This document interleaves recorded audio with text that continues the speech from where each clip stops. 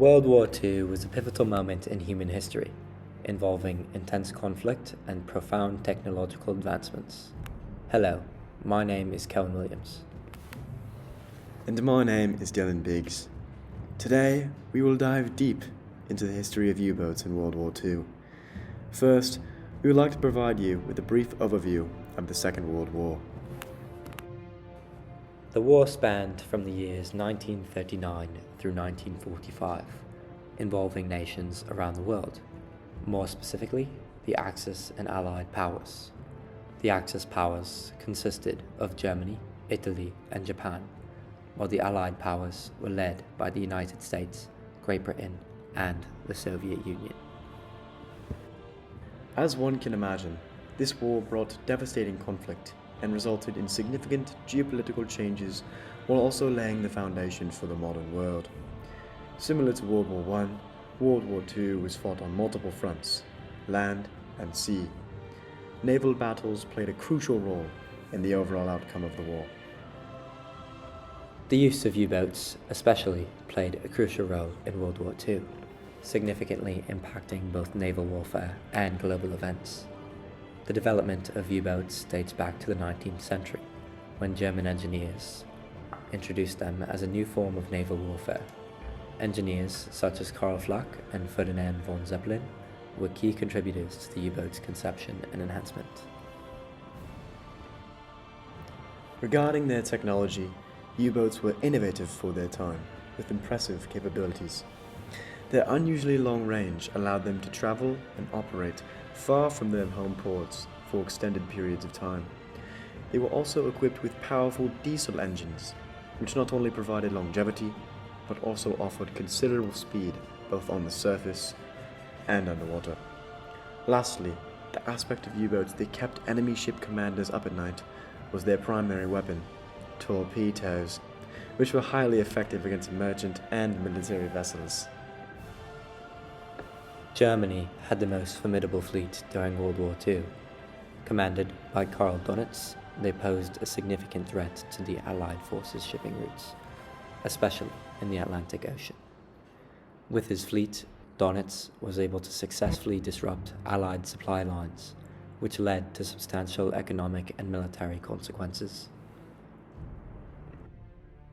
Though there were many aquatic battles between the Allied and Axis forces, the Battle of the Atlantic was of the most significance to the outcome of the war, in which U-boats played a crucial role. Their primary objective: to destroy Allied shipping vessels and starve the Allied forces. German commanders employed a variety of tactics, such as wolfpack warfare, submerged ambushes, and the use of torpedoes. The wolfpack strategy consisted of multiple U-boats coordinating attacks on Allied convoys. Submerged attacks often succeeded in catching the enemy off guard, allowing for optimal damage. As for torpedoes, they could be fired from either long distance or up close.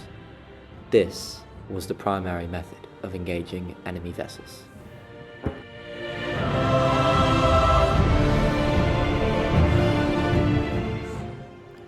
Due to the U-boat's effectiveness, Allied forces were pushed to invest heavily in anti-sub defense. They implemented several countermeasures, such as convoy systems, sonar technology, and anti-submarine warfare. Convoy systems involved grouping merchant ships with naval escorts, providing them with a safer route toward their destination. The introduction of sonar technology was also pivotal in the Allied success, allowing Allied ships to track and detect both surfaced and submerged German U-boats.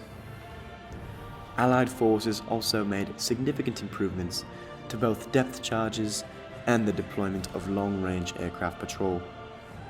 The B-24 Liberator is a prime example of an aircraft designed to combat submarine warfare. Equipped with sonar and depth charges, the B-24 Liberator helped decrease the threat of U-boats and turned the tide in favor of the Allies.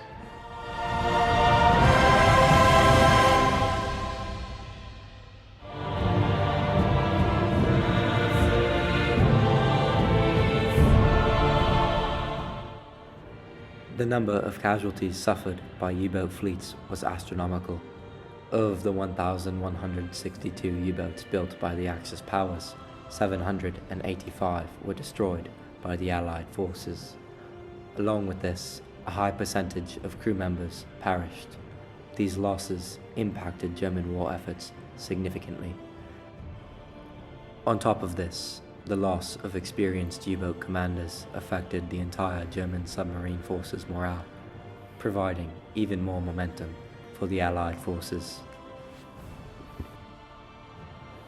U-boat warfare left a long-lasting impact on naval tactics, technology, and international laws governing submarine warfare, such as the London Naval Treaty, which placed limits on the naval capacity of the world's largest naval powers.